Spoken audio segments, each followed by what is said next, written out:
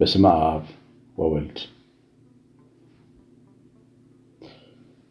አብ ወወልድ ወመንፈስ ቅዱስ አሐዱ አምላክ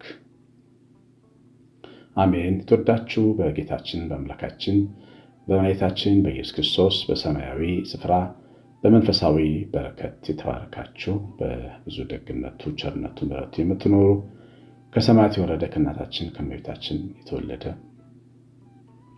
ዕዳ በደላችንን ለመክፈል መስቀል ላይ በተሰቀለ ጊዜ ዕዳ የተከፈለለት የዳነ ሕዝብ ያደረገን ያደረጋችሁ የእግዚአብሔር ልጆች ተብለን እንድንጠራ እንዲህ ያለውን ፍቅር የሰጠን ብሩካን እግዚአብሔር ልጆች እንደምን ቆያችሁ? ሁሉን የሚችል አምላክና ጌታ ኢየሱስ ክርስቶስ ከሰማያዊ አባቱ ጋር ሕያው ከሚሆን ከመንፈስ ቅዱስ ጋር የተወደደ የተመሰገነ ይሁን። የእግዚአብሔር ልጆች እግዚአብሔር ባርኮት እና የሰው አስተዋጽኦ ምንድን ነው? እኛና እግዚአብሔር ዛሬ እኛና እግዚአብሔርን የምናይበት ክፍለ ጊዜ ነው። ከዳዊት መዝሙር 2 ሀሳቦችን እናያለን። መዝሙር 90 በቅንፍ 91 ላይ እግዚአብሔርን አንተ መታመኛዬ ነህ እለዋለሁ፣ አምላኬና መሸሸጊያዬ ነው፣ በእርሱ እታመናለሁ። ዳዊት እሱ ለእግዚአብሔር ስለሚለው ወይም ለእግዚአብሔር ስላለው ነገር ሲናገር እግዚአብሔርን አንተ መታመኛዬ ነህ እለዋለሁ፣ መሸሸጊያዬ ነው ማለት እተማመንብሃለሁ እና የምተማመንበት ማን ነው ቢሉኝ አንተ ነህ እላለሁ፣ እግዚአብሔር ነው እላለሁ። የምትመካበት ማን ነው ቢሉኝ እግዚአብሔር ነው እላለሁ። መኖሪያህ ማን ነው ቢሉኝ እግዚአብሔር ነው እላለሁ። ይቅር የሚልህና የሚቀበልህ ማን ነው ቢሉኝ እግዚአብሔር ነው እላለሁ። እተማመንብሃለሁ፣ እግዚአብሔር መሸሸጊያዬ ነው እለዋለሁ። ደግሞ መተማመን ብቻም ሳይሆን እናገርብሃለሁ፣ ደፍሬ እናገርብሃለሁ። በእግዚአብሔር ተማምኖ መናገር ጠንካራ ድፍረት ይፈልጋል። ታውቃላችሁ፣ በናቡከደነፆር ፊት 3 ሕፃናትን ተመልከቷቸው። እግዚአብሔር ያድነናል፣ ባያድነንም እንኳ እሳት ውስጥ እንገባለን ያሉት እግዚአብሔር ያድነናል የሚለው ምስክርነት የእግዚአብሔርን አዳኝነት በአደባባይ ለመናገር አልፈሩም። ባያድናቸውስ? እና ልክ ውስጣችን ማመን ይፈልግና ደግሞ አመክንዮአችን ደግሞ ያንን እምነት ይቃወማል። ባይሆንስ ምን ታደርጋላችሁ ይለናል። ተማምነሽ በልጆችሽ ፊት ተማምነሽ፣ በባልሽ ፊት ታምነሽ፣ በሚስት ፊት ታምነህ ባይሆንስ ባይሳካስ የታለ እግዚአብሔር አትባልም ወይ ይለናል ውስጣችን። ግን ይህን አሸንፎ በእግዚአብሔር ላይ መተማመንና ያድነኛል ብሎ መመስከር የሰው ልጅ ድርሻ ነው። ዳዊት ይህንን ነው የሚናገረው። ቅድም እንደሰማችሁት እግዚአብሔርን አንተ መታመኛዬ ነህ እለዋለሁ፣ አምላኬ መሸሸጊያዬ ነው፣ በእርሱ እታመናለሁ። እታመንብሃለሁ እለዋለሁ፣ ጠዋትም ማታም እግዚአብሔር እተማመንብሃለሁ እለዋለሁ። ስለ ልጆቼ አምንሃለሁ፣ ስለ ሀገሬ አምንሃለሁ፣ ስለ ኑሮዬ አምንሃለሁ፣ ስለ መንፈሳዊ እድገቴ፣ ስለ ሕይወቴ አምንሃለሁ፣ ስለ ቅድስናዬ አምንሃለሁ፣ ስለ ሥጋ ወደሙ መቀበሌ አምንሃለሁ፣ በመንገዴ ሁሉ ስለምሰራው ስለማከናወነው ነገር ሁሉ አንተን አምናለሁ እለዋለሁ። መናገር እርግጠኝነትን ያሳያል። አመንኩ ስለዚህም ተናገርኩ ይላል ዳዊት። ያመናችሁትን ልባችሁ ውስጥ አታስቀሩ፣ በአፋችሁ ተናገሩት። ምክንያቱም ንግግር ሕይወት ስለሚሆን ማለት ነው። ይሄ እንግዲህ የሰው ድርሻ ነው። በእግዚአብሔር ላይ መተማመን፣ አንተ መታመኛዬ ነህ ማለት መመካት፣ እርግጠኝነት ሁሌም ነው። በትምህርት የማነሳው በአምላካችን ላይ ያለው እምነታችን ማደግ አለበት በደንብ። ከዛ እግዚአብሔር የበረከቱን ማት ይዘረግፈዋል። ሰው ይህንን ያደርጋል፣ እግዚአብሔር ደግሞ አሁን የምላችሁን ነገር ያደርጋል። በጣም አስገራሚ ነገር ነው። አሁን እግዚአብሔር እንዲህ እታመንብሃለሁ ያለችዋን ነፍስ ወይም ቤት እንዴት እንደሚረዳት እንደሚጎበኛት ሲናገር እርሱም ከአዳኝ ወጥመድ ከሚያስደነግጥ ነገር ያድንሃል። በላባዎቹም ይጋርድሃል፣ በክንፎችም በታች ትተማመናለህ፣ እውነትም እንደ ጋሻ ይገባሃል። እንግዲህ ይዘረግፈዋል አልኳቸው። የጥበቃውን የትድግናውን በር ይከፍታል። እግዚአብሔር ተማምኖብኛልና አስጥለዋለሁ። ታች እንደውም መዝጊያው ላይ ምን እንደሚል ልንገራችሁ። መዝጊያው ላይ ይኸውላችሁ ሲመልስለት ስሜን አውቋል እጋርደዋለሁ፣ በእኔ ተማምኗል አስጥለዋለሁ፣ ይጠራኛል እመልስለታለሁ። በእኔ ተማምኗልና እግዚአብሔር ያውቃል ብሏል አለ። እግዚአብሔር ብሏል፣ ይደግፈኛል ብሏል፣ ይቀድምልኛል ብሏል። ግን አስጥለዋለሁ፣ ታደገዋለሁ። እግዚአብሔር ለራሱ ስም ክብር ይሰጣል፣ ለሚወዳቸው ልጆችም ክብር ይሰጣል። እኛን ለመርዳት በቂ ምክንያቶች ሁለት መሰረታዊ ነገሮች አሉ። ክብሩ፣ ስሙ፣ በእኛ የተጠራ ስሙ። ስለ ስምህ በጽድቅ መንገድ መራኸኝ ይላል። ስሙ እንዳይሰደብ የጽድቅን መንገድ ያሳየናል። እግዚአብሔር ቅዱስ ስለሆነ እንደገና እኛ ስለመውደዱ ደግሞ ይረዳናል፣ ያግዘናል። እነዚህ ሁለት ነገሮች እግዚአብሔር እኛን እንዲያግዝ የሚያደርጉ ነገሮች ናቸው። አሁን እግዚአብሔርን የተማመነ ሰው በመላእክቱ ሁሉ ፊት ነው የሚገለጠው። ስትናገሩ መላእክትም ያዳምጣሉ። ልብ ውስጥ የያዝነውን ነገር መናገር ስንጀምር ርኩሳን መናፍስትም ቅዱሳን መላእክትም ያዳምጡታል። በሰማይ ፊት ነው የምንናገረው። ስለዚህ እግዚአብሔር ለስሙና ለታማኝነቱ ታማኝ ነው። በተማመኑ ሰዎች ፊት ሕይወት ውስጥ ተአምራት ማድረግ፣ ትርግና መስራት ይጀምራል። ከአዳኝ ወጥመድ ያድነኛል። የመጀመሪያ ስራው ሳናቀው እንዳንበላ ይጠብቀናል። እማናየውን ወጥመድ ያክሽፈልናል ማለት።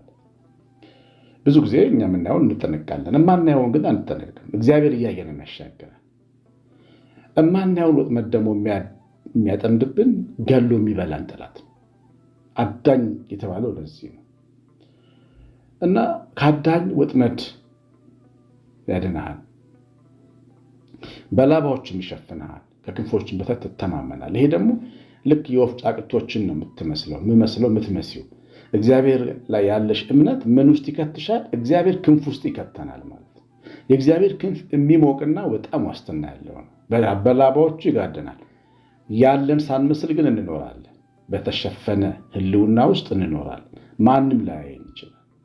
ጠላት አያየን፣ ሞት አያየን፣ እንቅፋት አያየን፣ ክስረት አያየን፣ በሽታ አያየን፣ ክስ አያየን፣ መሰናክል እንዳንታይ አድርጎ ይሸፍናል። በላባዎቹም ይጋርዳል። መጋረድ መሸፈን ማለት ነው። አሁን የእግዚአብሔር የወላችሁ ስጦታ በእኛ እምነት የእኛን ትንሽ እምነት ሲመለከት ከአዳኝ ወጥመድ ያድናል፣ ላባዎች ውስጥ ይከታል፣ ክንፎች ውስጥ ይወሽቀናል ማለት ነው። እናት ዶሮ ሆኖ እናት ወፍ ሆኖ ለበጎች ጫቅቶቿን እንደምትሰበስብ አድርጎ ሸፍኖ ይጠብቀናል። ይሄ እንግዲህ የእግዚአብሔር ስጦታ የሚዘንበው የትርግናው በረከት ነው። እውነት እንደ ጋሻ ይከባሃል፣ እውነት ይከላከልላል። የእግዚአብሔር ቃል ዮሐንስ 16 ላይ እውነት ኢየሱስ ክርስቶስ መሆኑን ይነግራል። ኢየሱስ ክርስቶስ ጋሻ ይሆናል ማለት ነው። ከፊትህም ከኋላህም ከጎንህም የሚታየው እሱ ይሆናል። አንተ ጠላት ሲያየው አንተ ፊት ላይ ተስሎ ይታያል። ስለዚህም ጠላት እንዲያፍርህ ይሆናል፣ እንዲፈራ ይሆናል ማለት ነው። እግዚአብሔር ልጆች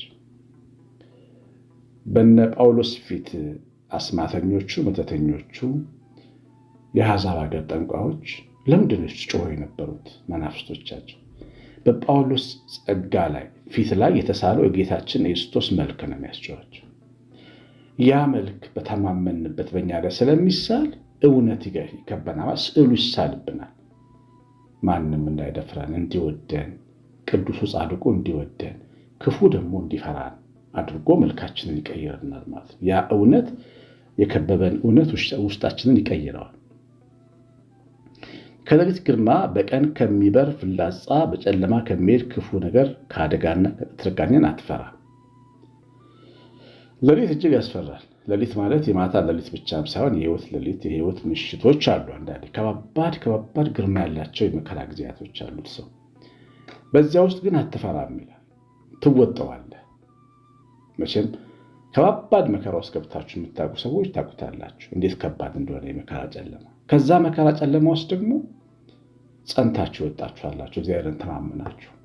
ያንን መተማመን ያያል እግዚአብሔር እና ከሌሊት ግርማ በቀትር ከሚወረወር ቀትር ደግሞ ሰዎች የሚተማመኑበት የሰው ቀስት እንዳይመታ ይጠብቅሃል ማለት ነው። በጣም ትልቁ አደጋ በምድር ላይ ሰው ነው። ታውቃላችሁ ጌታ ኢየሱስን ከሰዎች ተጠበቁ ነው ያለው።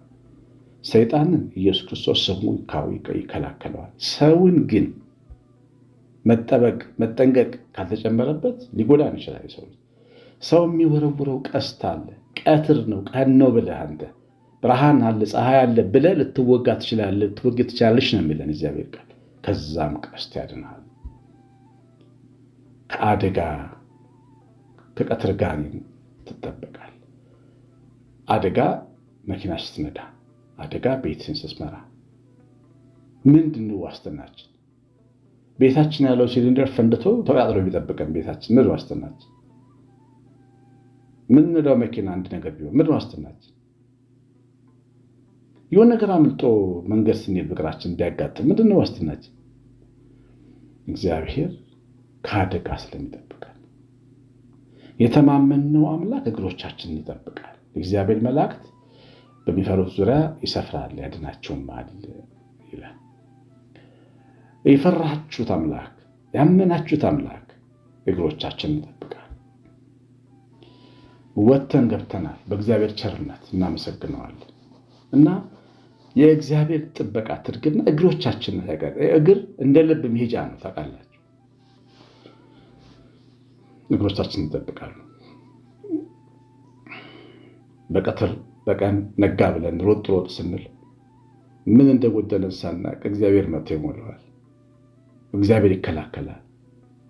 ዳንኤል በባቢሎን ተቀምጦ በሱ ምክንያት ሚካኤልና ገብርኤል ከሰይጣን ጋር ከፋርስ አለቃ ጋር ይዋጋሉ። አያውቅም። እሱ አንድ ምርኮኛ እስራኤላዊ እንደሆነ የሚሰማው ሰው ነው። በሱ ምክንያት ሰማይ ላይ ሰልፋል። ሚካኤልና የፋርስ አለቃ ስለ ዳንኤል ይዋጉ ነበር። የፋርስን አለቃ ሚካኤል ይወጋው ነበር። አንድ ግለሰብ ነህ አይደል? ግን ስትታመንበት በአንተ ጉዳይ በሰማይ ሰልፍ ይደረጋል። በአንቺ ጉዳይ በሰማይ ሰልፍ ይደረጋል። እማታስቢውን የቀትር ጋኔን ይወጋልሻል እግዚአብሔር። ይሄ ድንቅ ነገር ነው። ድንቅ ነገር ነው። ታመኝበታለሁ ስላልሽ መሸሸጊያዬ ነው እታመንብሃለሁ ስላልሽ እኮ ነው የሁሉ በረከት የሁሉ ጥበቃ። በአጠገብህም 1000 በቀኝህም 10,000 ይወድቃሉ፣ ወደ አንተ ግን አይቀርቡም። በዓይኖችህ ብቻ ትመለከታለህ፣ የኃጥአንን ብድራት ታያለህ። አጠገብህ ይረፈረፋሉ። ወደ አንተ የተወረወረ ሁሉ ቀስት አጠገብህ የቆሙት ቀስት ወርዋሮችን ሁሉ ይመታል። አንተ ግን ምንም አትሆንም። 1000 ቢሰለፉ 1000 ቢሰለፉ 10,000 ቢሰለፉ ይወድቃሉ። ዓይኖች ሲወድቁ ነው የምታየው። በቃ ያጠቁ የፈለጉ ሰዎች እጅ ላይ ሲወድቁ ታያቸዋል። መቼም እግዚአብሔር ሲወደው ሰው እንደዚህ ነው የሚሆነው። ጠላቶችን እጅ ላይ ይጥልናል። ከዛ በመልካም እንድትመለስላቸው ያደርጋል። የእግዚአብሔር ደግ አበቃቀል ነው። ክፉን በክፉ ሳይሆን ክፉን በደግ ማሸነፍ። 10,000 እጅ ላይ ወድቆ ታየዋለህ።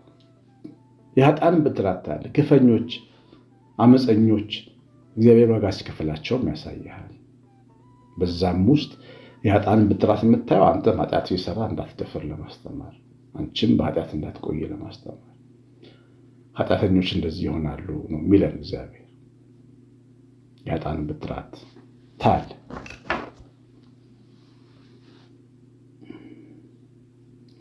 ልዑልን መጠጊያ አድርገሃል። ክፉ ነገር ወደ አንተ አይቀርብም፣ መቅሰፍት ወደ ቤትህ አይገባ። ቤቴ ነው ብለሃል። መጠጊያ ማለት ቤት ማለት ነው። ልዑል እግዚአብሔር ቤቴ ነው ብለሃል። ቤቴ ነው ብለሃል።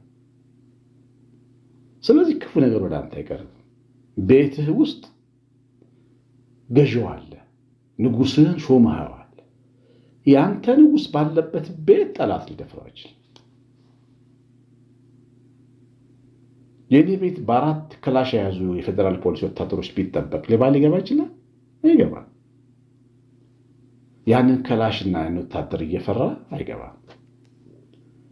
እግዚአብሔር የቤቱ ንጉሥ ሲሆን ጠላት ያን ቤት ይፈራዋል። በእግዚአብሔር ባለ መተማመን ይህንን ሁሉ የበረከት ዝናብ እግዚአብሔር ያዘንብልናል። አያችሁ፣ ይህ ሁሉ የበረከት ዝናብ ለእኛ ይዘንባል።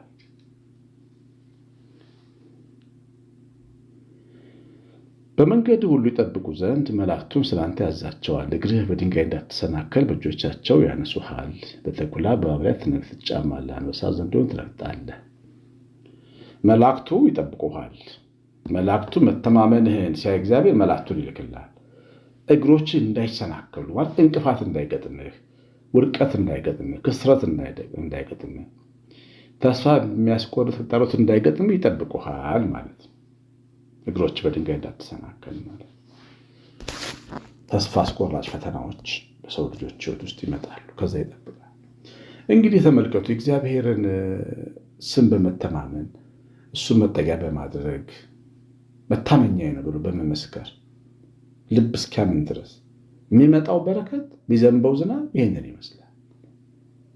ስለዚህ ልባችሁን አንሱ፣ በእግዚአብሔር ታመኑ፣ በርቱ፣ ልባችሁ ይጽና። እግዚአብሔር ቃል ይህንን ይነግረናል። የሰማኑን በልባችን ጻፍ። የእግዚአብሔር ቸርነት የእናታችን የእመቤታችን ረድኤት በረከት የምላት ጥበቃ አብሮን ይሁን። ኮሜንት፣ ላይክ ማድረግ እንዳትረሱ። ዘራችሁን እግዚአብሔር ይባርክ። የእግዚአብሔር ቸርነት ከሁላችሁ ጋር ይሁን። መልካም ሱባኤ። አቡነ ዘበሰማያት